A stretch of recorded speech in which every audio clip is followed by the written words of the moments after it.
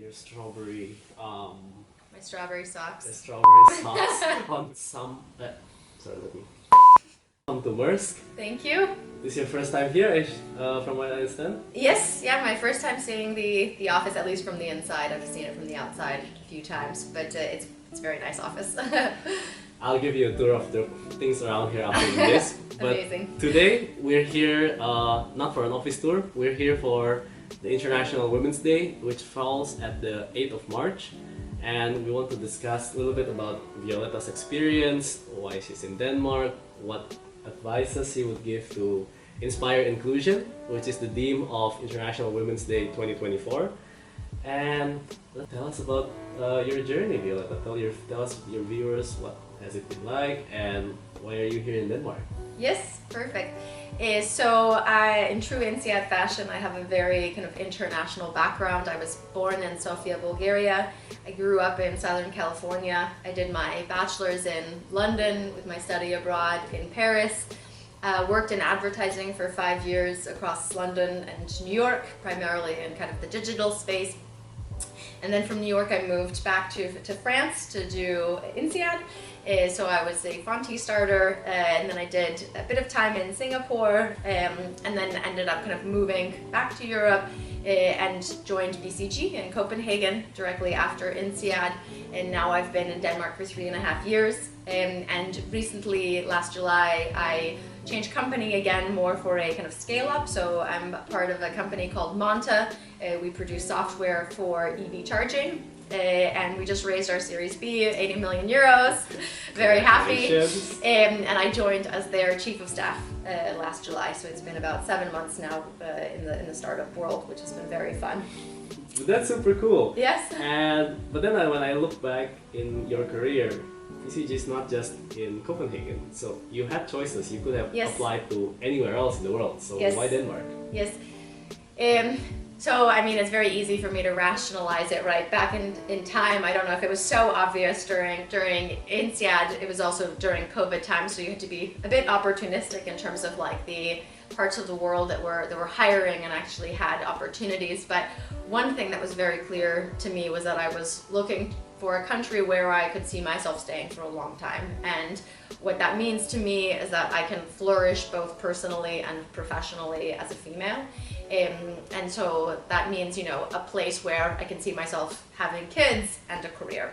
And I think Denmark is a fantastic country where, you know, at a societal level, they really care and put policies in place and structures in place to enable that to happen. So, you know, prime examples include equal maternity and paternity leave, so that, you know, if I choose to take 3 months, I'm not falling behind in my career because the males in my company are also taking 3 months. And the cost of childcare is subsidized. So it typically makes sense for women to go back to work because they can afford childcare, whereas in other countries it's very uneven, or the cost of childcare is very high, and so it puts, you know, a lot of pressure, or it incentivizes the couple as a duo to decide, okay, you know, the female will likely not go back to work because her salary is more or less equal to the cost of childcare. And then in that instance, I think it's, you know, discriminatory towards women, especially early on in their career, right? If you're 28 when you have your first kid, there's so much earning potential, right, between 28 and 65 when you retire, but you ultimately take a gap just because, you know, maybe you're not earning a lot of money at that particular point in time. And also, I think it's just a very, you know, livable city in terms of, you know, I bike to work, and I could easily, you know, see myself staying here for a very long time, especially now that I live here and bought an apartment. So I'm here for the long run, but I think that was, you know, a big thing for me, because in my early 20s, I loved London and New York. There was so much economic, you know, opportunities and job creation and interesting, you know, startups and big companies and everything. And it was very fun, but I also, you know, wasn't looking at housing prices or, you know, childcare or all these other kind of factors that now probably weigh a little bit more in my life than they did when I was starting off in my early 20s. You mentioned a couple of things, from the childcare costs, from the opportunities, being able to come back to the workforce and making it make financial sense. Yep. What else are you grateful for that actually helps you flourish as a female in your career, in the workplace, in your life? Yeah, so I would say a few things. So first and foremost, my parents. I think, growing up in an environment where girls can do anything guys can do, and that being, the default, and, encouraged, my dad's a software engineer and he encouraged me to learn how to code, and my mom's a doctor, so I always saw, what a strong female who had a very strong job looked like. And I think growing up in that environment, it was a no-brainer that I would have a career as a female while also having a family. And I think setting that example and having that mentality from a very early age definitely helped. And then, of course, I think at a societal level, I'm very grateful for the point in time that I live, right? I can vote. There's a certain level of attention given to inequalities, and so I feel very grateful that I've come at a time, and I benefit from inclusive policies in the workplace, and just generally more attention given to making sure that there's a diverse and inclusive environment. Can we dig into that a little bit? Like, what have you observed as good practices to make sure that we're inclusive of women? Yes, so I think, it starts as early as education, and I think now there's a bit more focus on getting women into STEM programs, right? Because they historically have set people up for more higher earning potential in the long run, and certain more, desirable career paths. And I think even if you didn't choose to do that, right, there's organizations like Girls Who Code that kind of help women transition back and gain the skills that they need. And so I think having those, those organizations in place that can train women, I think is super important. Then the next step is probably around recruiting, right? So now I think there's a lot more bias training towards hiring managers and recruiters, and making sure that, it's not just the John resumes that get surfaced to the top with the AI software.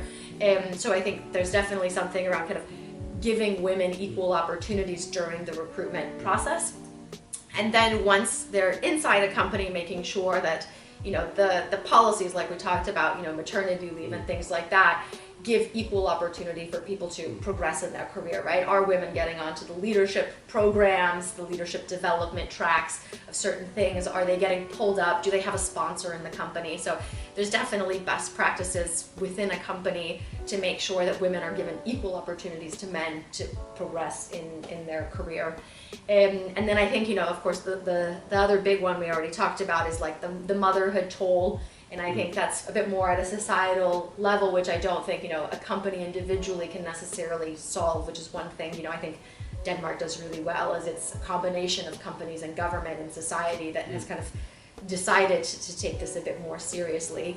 And then I think, again, as you progress, just keeping an eye on the ratios, and making sure that at senior levels you are recruiting female talent all the way up to the board, right? Having a diverse and representative board and C-level usually cascades down into the organization. At least that's, one of our VCs, Crandom, did a piece of research, and they said the same thing for startups, right? The biggest indicator of whether or not diversity will increase is whether or not you have a diverse C-level. And then from there, it all cascades down. Talk about these policies, efforts, the very conscious ones that the public and the private sector does to make things more inclusive to women.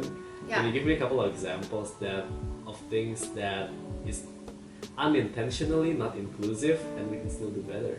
Yes. I think, one thing I think about a lot is the social networks and the socialization within the workplace, and I guess also outside of the workplace, because so much of career growth also happens through your network and whether or not you have sponsors that pull you up in the organization. And I think, people are very well-intentioned, and if you ask them, do you sponsor more men than females, they would say, no, I give equal opportunities to people based on their skills. But I still think you need to be on somebody's radar, right? And have that strong network if you want to continue progressing in your career.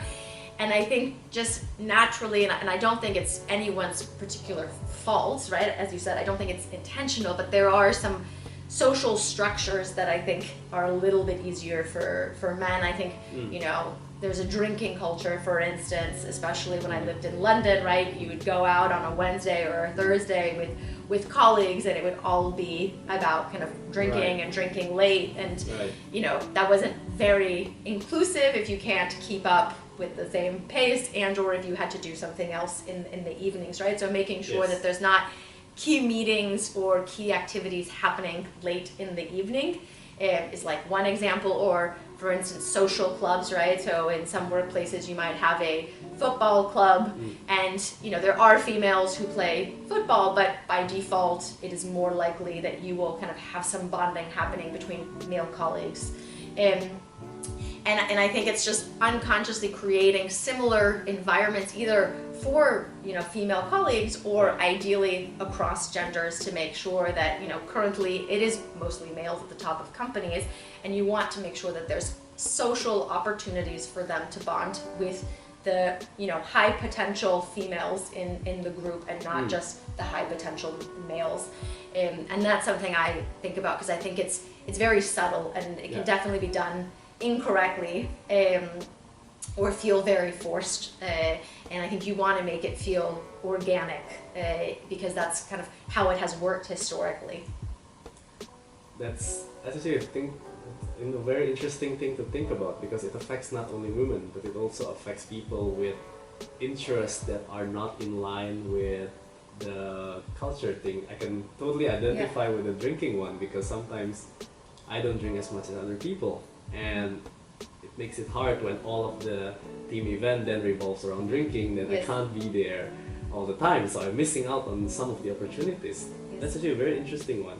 So you have any suggestions for the leaders, the managers, to inspire inclusion in their workplace, in their teams? Yeah. I think at an individual managerial level, it's very important to ask and have really honest conversations with the people that report into you around kind of what are their needs, right? Do you need more flexibility? Do you need more, you know, high profile projects because you don't have a sponsor? Do you need, you know, to sharpen these skills, and I can give you a couple hours a week to learn how to code, whatever it may be, and then kind of taking the policies and the societal level stuff, and then kind of helping that person succeed, right? So this is the realm that you have to work with, and then as a manager, it's about making it work for that person, the stage of life that they're in, and what they currently need in their career. And I think it's very important to have that person who's kind of designing, you know, the right opportunities for you at the point in your career that you are at. I think that's a very interesting one, because basically what you're saying is relatively simple, because you're saying please listen to the people, understand where they are, and meet them where they are, instead of like doing a one-size-fits-all approach where based on assumptions that this is what they need. Yes, and I feel like I face that all the time, where people think, okay, right now she wants more money, and maybe I want more flexibility, and you know, nobody asks me, or sometimes I say it and they still say, oh, okay, so you want a bonus. And I was like, no, I want to leave the office at 5. Like, I told you many times what I want.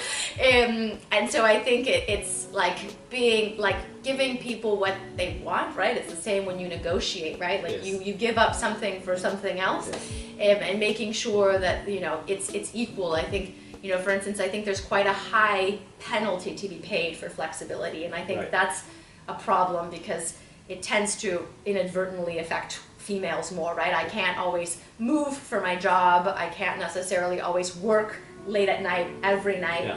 And I think those types of jobs also tend to be the more highly paid ones, and those are also the ones that males end up taking, because they end up giving up flexibility, because usually somebody else at home has high flexibility and lower pay, and then they get, you know, the other equation, higher pay, less flexibility. Right. That's an interesting point, but I think we're running out of time. So maybe last question, what would you say, what advice would you give to 21-year-old Violeta? I think it's building a little bit off what we were talking about, is just go with the flow. I think I used to be much more rigid around, you know, certain milestones or ways of doing things and accomplishing things in life. And now I think it's much more about, you know, working with your surroundings, working with your opportunities, creating your own opportunities, but you know, a bit more going with the flow would definitely be my advice to myself. It's all gonna work out fine. There's no need to worry. It's all gonna be fine. It's all gonna be fine. Exactly. Thank you for the time, Violeta. That has been a very good time. I hope you had a good time. Perfect, And yes. I hope everyone enjoys listening to Violeta's experience and advices. And I hope this was useful. Thank you very everyone. much.